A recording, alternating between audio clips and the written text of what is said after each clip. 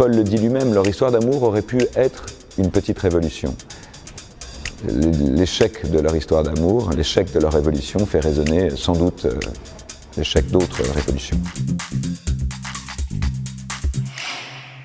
Je m'appelle Marc Lenné, je suis auteur, metteur en scène et scénographe et directeur de la Comédie de Valence, Centre dramatique national Drôme-Ardèche. Je suis très influencé par le cinéma. Ça se voit dans mes spectacles qui s'amusent toujours à croiser théâtre et tournage en direct. Mais néanmoins, la musique est probablement la source d'inspiration la plus grande, puisque en écrivant mes pièces, j'écoute toujours en boucle un son. Au départ, le projet est venu presque par accident. On était au moment du Covid et j'avais conçu un décor de train, de compartiment voyageur, pour un autre spectacle. Et là, j'ai eu une intuition, une fulgurance.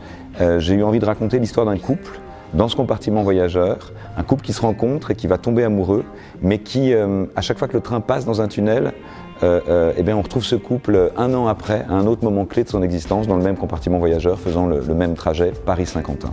À cette première histoire construite sous forme de séquence, année par année, j'avais envie d'opposer une histoire qui serait, elle, racontée en temps réel. J'avais envie de raconter les retrouvailles de Paul et Liliane dans une rue de Paris, pour une balade à travers ces rues, la nuit, une balade, on va dire, ponctuée par des coups d'éclat, des émotions enfouies.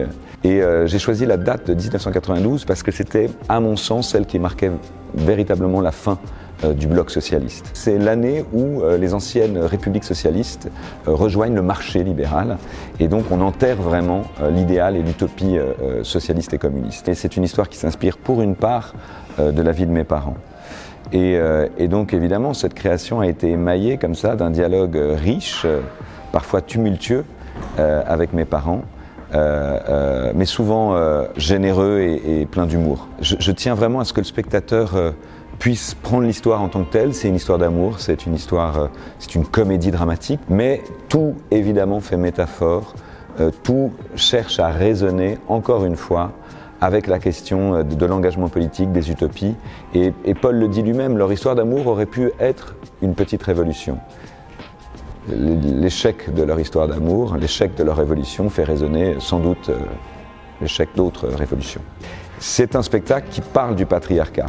Le premier spectacle, Nos paysages mineurs, raconte vraiment un parcours d'émancipation de femmes et En finir avec leur histoire raconte l'effondrement de la figure de Paul et l'effondrement de cette figure qui est comme travaillée par les courants dominateurs du patriarcat, mais de façon très insidieuse et inconsciente. La particularité de ces pièces, c'est que tous les personnages sont écrivains.